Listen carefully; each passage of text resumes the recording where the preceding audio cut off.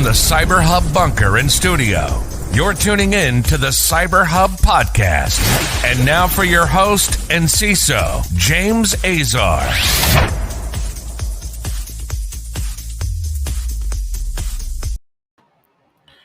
Well. Happy Wednesday, everyone. Thank you so much for tuning in to this morning's Practitioner Brief. I hope your week is going as great as mine. You know, I try to keep these shows very uplifting because, after all, most news is very clickbait and very panicky, and we want to address the risk, impact, and mitigation of some of these stories that are out here and address those to the best of our ability. So if you're tuning in and this is your first time, thanks so much for doing so. We are live on LinkedIn, Facebook, and YouTube at the CyberHub podcast channels. You can search for us there and listen. If you're listening on your favorite podcast listening platform, thanks so much for listening. Subscribe, give us a 5-star rating, and share our show with your friends and colleagues. That's also very, very important. You can comment live right now as we speak. We've got a bunch of things to talk about today, including a Microsoft Exchange Server 0-day that's been under attack by a Chinese hacking group. Google patches a critical remote vulnerability within the GCP. Malaysia Airlines suffers a 9-year breach. We'll talk a little bit about that, and a policy group that calls for public and private cyber response cooperation. We'll talk a little bit about what that means, and is this initiative actually good? So we'll get into all of those stories here in just a moment. But before we get started on today's show, a big shout out to our supporters, KnowBe4 and Wistic. 2 weeks from today, March 17th, also happens to be St. Patrick's Day. It might be the one day a year you see me not wear black on camera. We'll be having a webinar with my friends over at Wistic talking about securing the supply chain. So if you feel like that's a great webinar for you to sign up with, right now below in all the notes you are looking at, you can actually register. The sign up link is right there. Tune in, join us. It's going to be a great conversation. Joining me will be Gray Myers, the CISO over at Hollard Insurance from the land down under. Also, Nick Sorensen, the CISO of Wistic, will be joining me, and the infamous Chris Roberts will be with us as well. And he's promised a few surprises, including some really cool Irish drinks. So we'll be doing all of that March 17th. So you'll want to definitely register and not miss it. Even if you can't attend, register so that way you can get the recording thereafter and not miss out anything from this discussion on securing the supply chain. Now, before we move into our news segment for this week, for today, let's get a sip of coffee. I've been awake for literally, folks, like 8 hours today. If you're asking why, it's because if you were asleep while I was awake, we were doing our Other Side of Cyber show with our friends over in Australia. You won't want to miss that. We were talking about workforce development and how do we fill in the gaps. So a great episode. You can watch it right now after this show. Give it a listen. You'll really a lot of great wisdom dropped there as well. So let's get right into today's episodes, into today's news stories, and see what we're dealing with. So Microsoft yesterday raised the alarm after discovering a Chinese cyber espionage operators chaining multiple zero-day exploits to siphon email data from corporate Microsoft Exchange servers.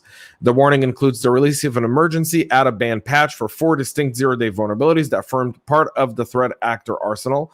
Microsoft pinned the blame on a sophisticated Chinese APT operator called the Hafnium that operates from at least VPS in the US. Hafnium primarily targets entities in the US and across a number of industry sectors, including infectious disease researchers, law firms, higher ed education, defense contractor, policy think tanks, and NGO, continuing China's malign cyber activity against the United States. The company said that its analysts assess with high confidence that Hafnium is state-sponsored and operating out of China based on victimology, tactics, and procedures. And all Microsoft said the attacker changed 4 0 days into a malware cocktail targeting its Exchange Server Outlook web app product. The vulnerabilities exposed Microsoft's customers to remote code execution attacks without requiring any sort of authentications. The CVEs here listed as CVE 2021 26855, 26857, 26858, and 27065. All of these are now available for patching, so please make sure you go and get these patched immediately. These 0 days are being actively exploited. The risk here is significant. Since these are 0 days, we could be talking about significant data loss.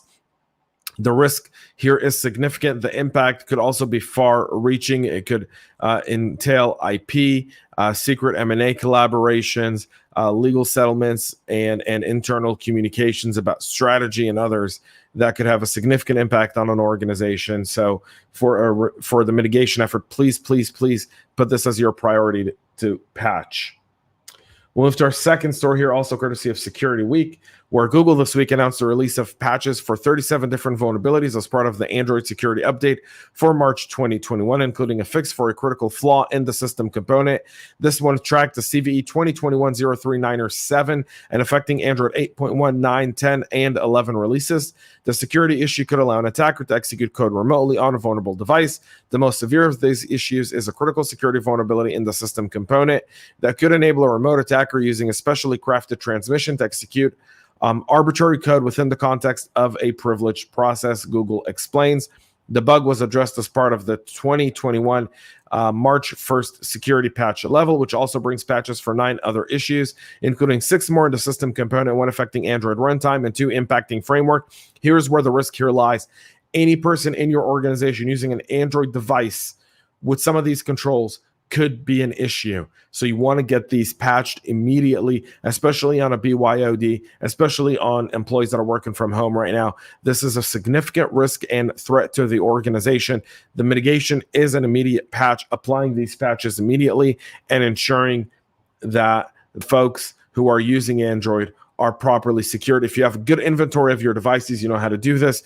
In many cases, if you use the Android corporate management manager, if you use the Android manager, the corporate like admin manager for business, and you list all your employee devices, even if they're BYOD, you're able to push the patch yourself to the devices and not rely on users doing it. So that's one other way to do this. We'll move on to the next story here today, where Malaysia Airlines discloses a 9-year-long data breach that's been essentially going on and exposing the personal information of members in their frequent flyer program. According to Malaysian Airlines, the breach occurred at a third-party IT service provider who notified the airline that member data was exposed between March of 2010 to June of 2019.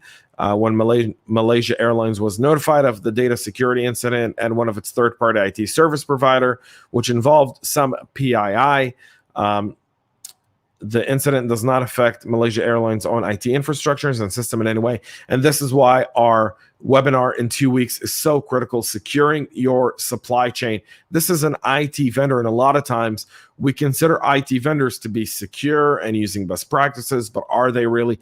IT vendors are just as vulnerable as any of us, folks. So this story stands to reason with that as well.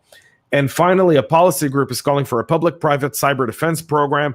The proposed National Cyber Response Network would link federal agencies, companies, and local governments, allowing collaboration during a cyber attack, creating a plausible scenario of cyber attacks launched by nations such as China or Iran, or by domestic terrorists or hacktivists. The policy group has concluded that too many roadblocks hinder the effective response to a major attack on U.S. government agencies or private industry. In a report published last week, the New York Cyber Task Force, a group of policymakers, private industry, and consultants, recommended that the U.S. create a national cyber response network linking together existing government and industry groups into a collaborative network that could speed response to any attack. The task force, sponsored by the Columbia University School of International and Public Affairs, brings together government cyber experts, policymakers, and private industry professionals to address the national cybersecurity challenges that the United States will face in the future.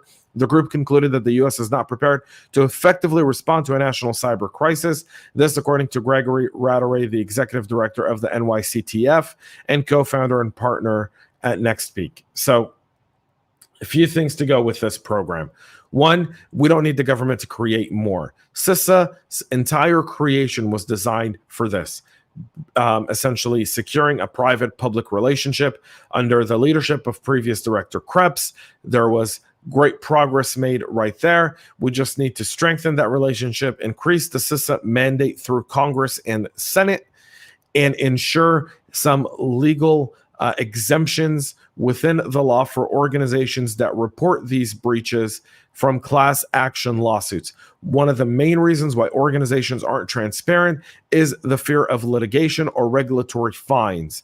If Congress and Senate is able to come together and address these issues with a comprehensive mission mandate for CISA, or developing a level of or a sort of immunity within that system, we're bound to see more cooperation and more preparedness, because from a people perspective, we're ready to work with law enforcement at any point period in time. We're ready to help government, and government's ready to help us, folks. The issue here is not the people. The issue here is the legal and regulatory challenges that exist from the operational side of the business. And so we need to address those through comprehensive reform in the jurisdiction of CISA and in the requirements for companies, and in protecting them with some sort of immunity when stuff like this takes place. I'd love to get your thoughts on this. You can do that by commenting below on this video as you're watching it, or if you're listening on your favorite podcast listening platform, just join us on LinkedIn, YouTube, or Facebook and comment and let me know what you think and about this specific proposal. That's it for us here today, folks. We'll be back with more tomorrow to wrap up this week with some great announcement. Tonight, the Tech Town Square, Eddie and I will be talking about how do we restore journalistic integrity in the era of clickbait. So a very fun episode we'll be tuning into tonight. So you'll definitely want to tune into that. That'll be right here live on LinkedIn, YouTube, and Facebook at 8 p.m. Eastern Standard. Until then, stay safe, patch, and most importantly, stay cyber safe, folks. See you then. We love feedback, so make sure to connect with us on social media and subscribe to our podcast on your favorite podcast listening platform.